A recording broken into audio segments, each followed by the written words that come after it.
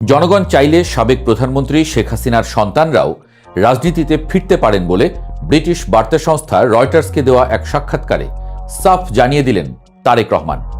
অর্থাৎ আওয়ামী লীগকে এক প্রকার গ্রিন সিগন্যালই দিয়ে দিলেন যেন বিএনপি চেয়ারম্যান। নিজ দলে ভোট টানতেই হোক বা অন্য কোনো কারণ, আওয়ামী লীগকে বেশ সমীহ করেই কথা বলতে দেখা যাচ্ছে বিএনপি নেতাদের। মির্জা ফখরুল ইসলাম আলমগীর প্রকাশ্যেই ঘোষণা দিয়েছেন, ভালো আওয়ামী লীগারদের কোনো ধরনের হয়রানি করবে না বিএনপি।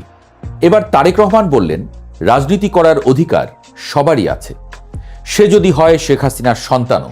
শেখ হাসিনাও যেহেতু এখনো সক্রিয়, আদতে গ্রিন সিগন্যালটা শেখ হাসিনার দিকেই বর্তায় বলে মনে করছেন বিশ্লেষকরা। শুক্রবার ব্রিটিশ বার্তা সংস্থা রয়টার্সকে দেওয়া এক বিশেষ সাক্ষাৎকারে বিএনপি চেয়ারম্যান তারেক রহমান যে বক্তব্য রেখেছেন তা কেবল একটি রাজনৈতিক মন্তব্য নয়, বাংলাদেশের আগামী রাজনীতিতে এক সুদূর প্রসারী বিনিয়োগ বলেই মনে করছেন বিশ্লেষকরা।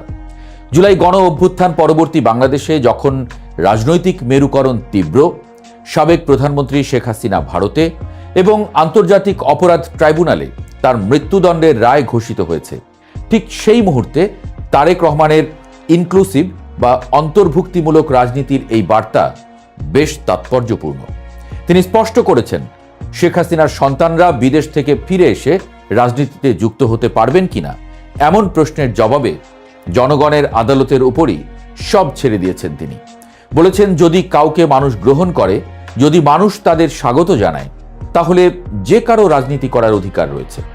এই বক্তব্যের মধ্য দিয়ে তারেক রহমান নিজেকে একজন প্রতিহিংসা পরায়ণ নেতার বদলে একজন গণতান্ত্রিক স্টেটসম্যান হিসেবে উপস্থাপন করলেন, যিনি ব্যক্তিগত আক্রোশের ঊর্ধ্বে উঠে আইনের শাসন ও জনমতের উপর ভরসা রেখেছেন।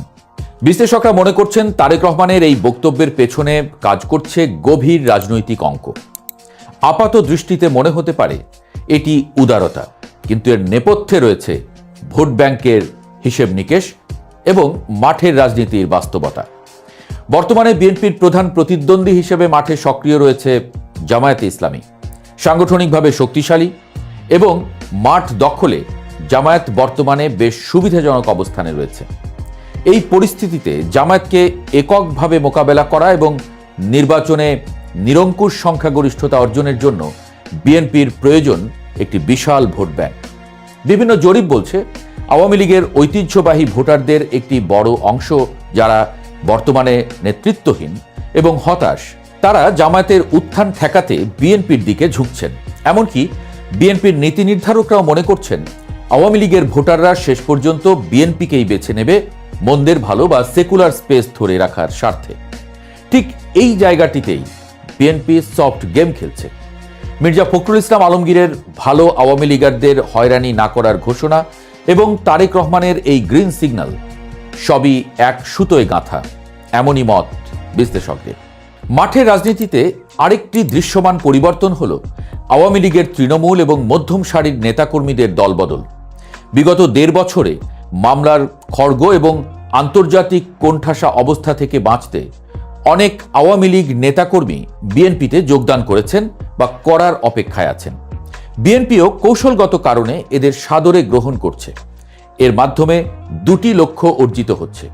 প্রথমত, স্থানীয় পর্যায়ে আওয়ামী লীগের সাংগঠনিক শক্তিকে পুরোপুরি নিষ্ক্রিয় করে দেওয়া এবং দ্বিতীয়ত, জামায়াত শিবিরের বিপরীতে নিজেদের সাংগঠনিক ভিত্তি আরও মজবুত করা।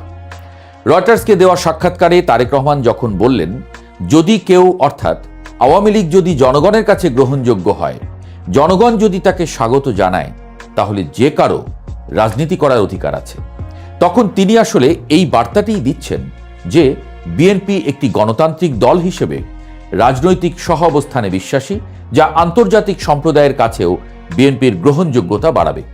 বিশেষ করে পশ্চিমা বিশ্ব যখন বাংলাদেশে একটি সুষ্ঠু এবং অংশগ্রহণমূলক নির্বাচনের দিকে তাকিয়ে আছে, তখন প্রধান বিরোধী নেতার মুখে এমন সহনশীল বক্তব্য তার ভাবমূর্তি উজ্জ্বল করবে। নির্বাচনী জোট ও সরকার গঠন নিয়েও তারেক রহমান অত্যন্ত স্পষ্ট অবস্থান নিয়েছেন। জামায়াতে ইসলামীর সঙ্গে ঐক্য সরকার গঠনের প্রস্তাব তিনি সরাসরি নাকচ করে দিয়েছেন।